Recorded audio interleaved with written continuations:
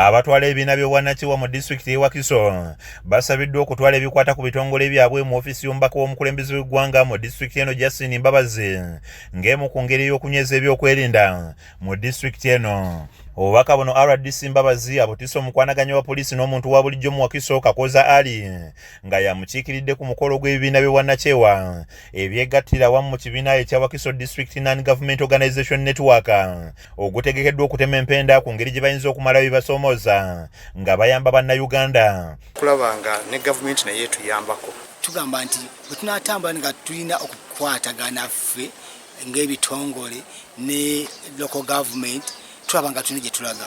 Bana abalema n'okwata obugaali bw'abalema ng'obwo obuleetedde bannammwe abalina enkeka ku mibiri naye ne weesanga ng'olina okusasula emisolo egitayogerekka ate okusobola okulaba nga ofuna obugaali obwo butuuke bw'ogenda obbuwa nga nabwo bwabwereere. RDC mu bubaka bwe ategeezezza nti ebibiina bingi bikozesebwa mu bumenyi bw'amateeka nga ensonga lwaki baagala bamanyi byonna ebibikwatako. RDC's office will monitor you, and RDC's will not even come herself. She will send representatives in different departments, for example, CMY, police. Ssentebe wa disitulikiti Wakiso Dr. Matiya Lwanga wamu n'omumyuka we Bettina Nantege basimye ebibiina by'obwannakyewa olw'omulimu gwe bikola nga mu Wakiso okumpi ebitundu 9 ku buli 100 eby'emirimu gikolebwa bitongole bino era nga basabye ababitwala okukuuma obumu basobole okuvuunuka okusoomoozebwa kwe bayitamu. At 90% by NGOs, equally in education and other sectors. Operation and communication. Amyuka akulira abakozi ku disitulikiti eno Alfred Byamukama aliko byalambuludde ku kwemulugunya kw'ebitongole bino naddala eky'okubakaluubiriza mu kwewandiisa n'alabula n'abo bonna abaddukanya ebitongole ekika kino nga tebanneegatta mu kibiina kino nti baakusanga obuzibu. Vote that I will start visiting you. I want to know where you are and what you do.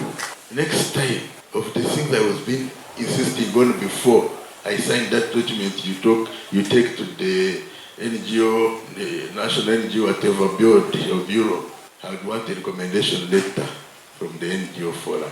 Yes, ssentebe w'ekibiina kino Ofono Leonard asomya alipoota omuli bye batuuseeko kyokka nga naye ayogedde ku bizibu bye basanga mu mpeereza zaabwe n'asaba gavumenti okubaako ne byetereeza basobole okuwangulirwa omulimu gwabwe.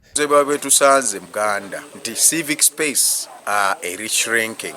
Ekyokubiri okuggyawo DGF kituleetedde okusoomozebwa kw'amaanyi kubanga abantu bangi tebasobola okufuna okuyambibwa. Ekyokusatu ekisomozo kye tulina ng'ebibiina fine gye batusasuza biliyoni omwezi. Ssente ezo nnyingi tuli bibiina bya nakyewa. Bannabibiina ab'enjawulo nabo boogedde ku kusoomozebwa kwe basanga mu buweereza bwabwe ne basaba bannaabwe okwekuumira wamu nga lwe bajja okweŋŋanga ebibasoomooza bino. Bwe kubeera nti ffe abalwanirizi b'eddembe abantu abasinga okutyoboola eddembe ate be bantu abalina okulissa mu nkola n'okukwasisa amateeka senga eddembe ly'obuntu liba lityoboddwa. Batta abajjayo n'emmundu naye ng'abamu abalina emmundu be bantu ate abalina okukwasisa security. Kakati otuuka ng'ofulumya lipooti gwe olina oggiwa abo abakulu bennyini kibakwatako ng'olwaliro tufunye akiikiridde RDC ng'atutegeeza nti tulina okubawa reports ku bye tukola byonna. Mu butuufu bye tukola tusanze nga mulimu ne ba RDC abeekobaanye n'ababbi b'ettaka ne babba ku bantu ettaka. Kati ojja kukola lipooti emuluma oweeko abapoliisi mu kitundu ky'olimu ate era oweeko ne RDC ate nga bibamu kubakola ki kyannaku nnyo. Disitulikiti y'e Wakiso erimu ebibiina by'obwannakyewa ebiriyo mu 1000. Kaawo Byamukama wamu ne ssentebe Bwanika be bagamba nti singa bikwatagana ne bikolera wamu kyakuyamba okukyusa obulamu bwa bannawakiso.